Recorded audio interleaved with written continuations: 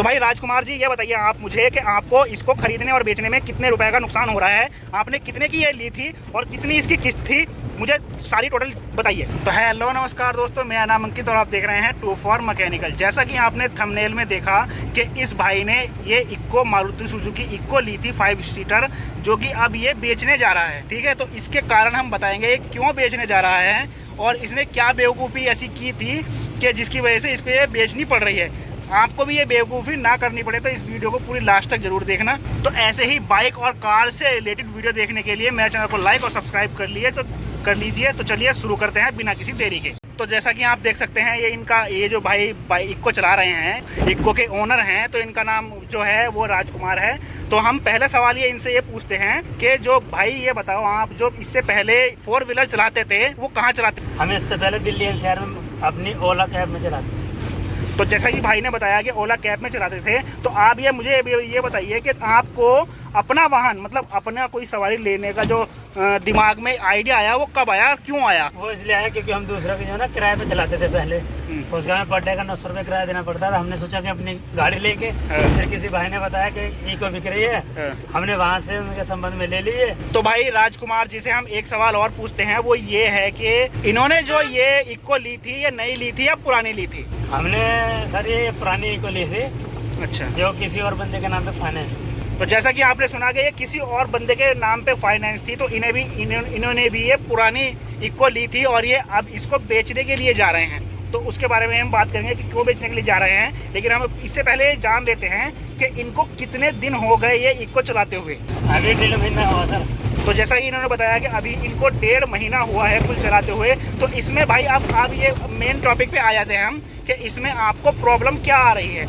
इसमें sir problem ये आ रहा है क्योंकि हमें जो है ना जिस काम के लिए चाहिए थी वो काम अगर हम इसे कर रहे हैं तो रास्ते में जो है ना कोई भी पुलिस वाला, चाहे होम गार्ड है या छोटा पुलिस वाला है, बड़ा पुलिस वाला, कोई भी हाथ दे देता है और चालान काट देता है या पैसे लेता है। फिर दूसरी प्रॉब्लम इसमें है ये 5 सीटर गाड़ी है। तो जैसा कि आपने सुना कि ये 5 सीटर गाड़ी है, लेकिन इनको चाहिए दूसरी गाड़ी, लेकिन इन्होंने जो मेन वजह है वो अभी नहीं बताई है। वो मैं चाहता हूँ इनसे ये बताएं मुझे कि अब इसको बेचना ही क्यों चल रहा है, मेन वजह क्या है? इसकी मेन वजह यही है क्योंकि हमने दूसरे के नाम पे फाइनेंस है। फिर किसी वजह कोई दुर्घटना वगैरह हो जाए तो हम दूसरे बंदे को कहाँ टाइम पे मिले ना मिले तो काफ़ी दिक्कत है। इसलिए जो ना फाइनेंस में कभी कोई चीज़ किसी दूसरे के नाम पे नहीं लेनी चाहिए।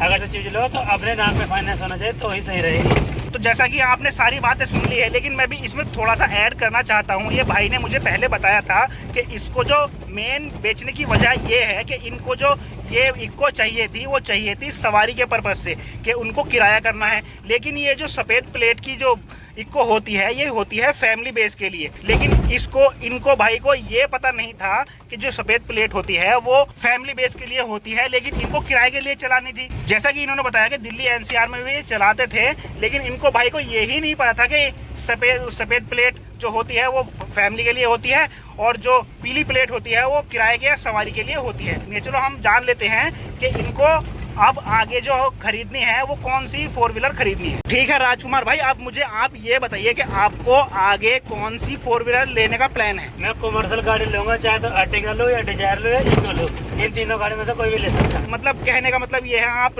लोगे तो पीली प्लेट वाली ही लोगे? लेंगे पीली प्लेट कमर्शियल जो होती है उसे लेंगे ताकि हम कभी भी कहीं भी आइलैंड चला सके।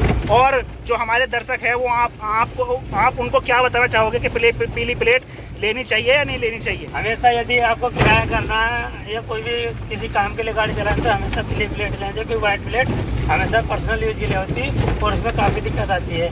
और मुझे जो चाहिए थी मेन बिजनौर से फरीदाबाद के लिए गाड़ी चाहिए थी। तो देखिए दोस्तों, इन्होंने बहुत अच्छी बातें बताई। आपको भी ये जान लेने जरूरी चाहिए कि आप पहले तो ये सर्च कर लीजिए कि आप जो 4 व्हीलर ले रहे हो या बाइक ले रहे हो वो ले किस चीज़ के लिए रहे हो, किस पर्पज़ के लिए ले रहे हो, तो उसी हिसाब से आपको अपनी 4 व्हीलर को लेना चाहिए। इनको भाई को वैसे हम जान लेते हैं इस बात को भी कि इनको इसको खरीदने और बेचने में कितना ज़्यादा नुकसान हो रहा है। तो भाई राजकुमार जी ये बताइए आप मुझे कि आपको इसको खरीदने और बेचने में कितने रुपए का नुकसान हो रहा है, आपने कितने की ये ली थी और कितनी इसकी किस्त थी, मुझे सारी टोटल बताइए। भाई साहब इसमें जो ना हमने जो ली थी 80,000 रुपये हमने इसका कैश दिया था जी।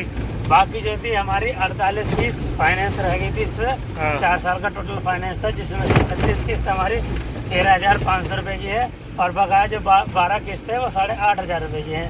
तो टोटल जो किस्त हमारे पास थी जो 5,82,000 रुपये का फाइनल था, प्लस हमने 80,000 रुपये दिए थे। अब हमने जो ना एक किस्त दे दी 13,500 रुपये की प्लस। तो जैसा कि भाई ने किस्तों के बारे में बताया, लेकिन अब मैं ये पूछने वाला हूँ कि इसको बेचने में भाई को कितना नुकसान हो रहा है? इसको बेचने में सर मैंने जो ना ये 80,000 रुपये मैंने कैश दिया था इसका, जी जी, प्लस मेरी एक किस्त चली गई तो मेरा टोटल 93,500 रुपये चले गए। ठीक है, अब यदि मैं इसे बेचना चाहता हूँ तो अब मैंने जिससे बात की है उस बंदे ने इसके मात्र 50,000 रुपये लगाए हैं। ठीक है, तो अब मुझे सीधा 40 से 45,000 का नुकसान आ चुका है, क्योंकि मैंने इसमें कुछ खर्च भी किए हैं 20-25,000 रुपये, जो मुझे अपनी फैसिलिटी के हिसाब से खर्च करना था। तो देखिए दोस्तों, जैसा कि भाई ने बताया कि इसको खरीदने और बेचने में 40 से 45,000 रुपए का इनका नुकसान हो रहा है। तो आप भी इस चीज़ से बचिए और रिसर्च कीजिए कि आपको कौन सी 4 व्हीलर लेनी चाहिए, फैमिली के लिए लेनी है या आपको किराए बेस पर लेनी है। तो मैं ये जान लेता हूँ इनसे कि जो ये नई पड़ रही थी ये कितने रुपए की पड़ रही थी, और पुरानी जो आपने फाइनेंस ली है तो वह कितने रुपए की इनको पड़ जाती? जो हमने ली थी तो टोटल जो हमने पेमेंट किया है और जो फाइनेंस बकाया बच रहा था वो हमें 6,62,000 की हमें पड़ेगी। ठीक है सर, और यदि हम न्यू इको 5 सीटर यदि निकलवाएंगे तो हमें 7,49,000 की पड़ेगी केस में जी। और एक सवाल और मैं पूछ सकता हूँ इनसे कि ये कितनी पुरानी थी? सर ये 2022 मॉडल है, ये 13 महीने पुरानी थी जब हमने ली थी। तो देखिए दोस्तों, 13 महीने इन्होंने पुरानी ली, लेकिन आप देख सकते हैं नई और पुरानी में कितने ज़्यादा डिफरेंस आ रहा था। तो अब ये भाई सोच रहे हैं कि मैं क्यों ना इसको बेचकर न्यू जो 4 व्हीलर है वही लूं और अपने मेन सवारी पर्पज़ के ही लिए लूं। तो जैसा कि दोस्तों भाई ने बताया कि इनको कुछ ही लगभग 1 लाख रुपए का फ़र्क आ रहा था नई और पुरानी में, 13 महीने पुरानी चली हुई में। तो इसीलिए ये इनको बेच रहे हैं, कोई नई दूसरी जो 4 व्हीलर है वो इनको लेनी है। तो हम राजकुमार जी से एक सवाल और पूछने वाले हैं, वो ये है कि चलो इन्होंने तो बता दिया कि जो ये बेच रहे हैं कि इस चीज़ के लिए बेच रहे हैं कि वो उनको सवारी के लिए चाहिए थी, पीली प्लेट वाली चाहिए थी। अगर आप मुझे ये बताइए, अगर कोई फैमिली वाला इसको लेना चाहिए तो क्या वो ले सकता है? तो उनको अगर वो ले तो इसमें क्या फ़ायदा उनको देखने को मिलेगा और क्यों लेनी चाहिए? सर इसलिए ले सकते हैं क्योंकि फैमिली में तो फैमिली वाला इसे वही लेना चाहिए जिसकी फैमिली बड़ी जी। ठीक है, दूसरी बात इसमें फ़ायदे ये हैं, कंपनी से CNG फिटेड है, 5 सीटर है और प्लस इसमें AC लगी हुई है और पेट्रोल CNG पेट्रोल प्लस दोनों प्लस AC है इसमें। ठीक है, एवरेज इसका इतना बहुत अच्छा एवरेज है। CNG पे इसका 27 का एवरेज है और पेट्रोल पे सर 22 का एवरेज है। तो फैमिली के हिसाब से देखा जाए तो काफ़ी अच्छी भी है, बस हमारे लिए ख़राब इसलिए है क्योंकि हमें सवारी में चलानी है। जी ठीक। तो देखा दोस्तों, अगर आप इनका भाई का इंटरव्यू सुन के नाराज़ हो गए हो इको से, तो नाराज़ होने की जरूरत नहीं है। तो आपको अगर फैमिली बेस पे लेनी है तो ये बहुत ज़्यादा अच्छी कार है। तो देख सकते हैं आप, जैसे कि ये 5 सीटर है, आगे बहुत सारा स्पेस है, तो आप बेझिझक ले सकते हैं। लेकिन भाई की मजबूरी यही थी कि इनको किराए के लिए लेनी थी। तो आपने एक चीज़ और महसूस की होगी, क्या झटके बहुत ज़्यादा लग रहे हैं और कैमरा बहुत ज़्यादा हिल रहा है। तो भैया यहाँ की बिजनौर की जो रोड हैं वो बहुत ही ज़्यादा ख़राब हैं, देख सकते हैं आप कितने झटके हमें भी लग रहे हैं। तो धन्यवाद करना चाहूँगा मैं आपका कि आपने ये हमारा इंटरव्यू सुना इतने झटके होने के बाद भी। तो आई होप दोस्तों आपको ये छोटी सी वीडियो समझ में आई होगी, इससे आपको ज़रूर कुछ सीखने को मिला होगा। तो अगर आपको थोड़ी सी भी ये वीडियो अच्छी लगी तो मेरे चैनल को लाइक और सब्सक्राइब कर लीजिए। बाइक और कार से रिलेटेड वीडियो देखने के लिए मेरे चैनल पर विजिट ज़रूर कीजिए। तो चलिए मिलते हैं अगली किसी वीडियो में, तब तक के लिए धन्यवाद। और हाँ, अगर आपको भी कोई बाइक से या कार से रिलेटेड कोई सवाल पूछना हो तो मुझसे ज़रूर पूछ सकते हैं, मैं उसके ऊपर फुल वीडियो डिटेल में बनाने की कोशिश करूँगा।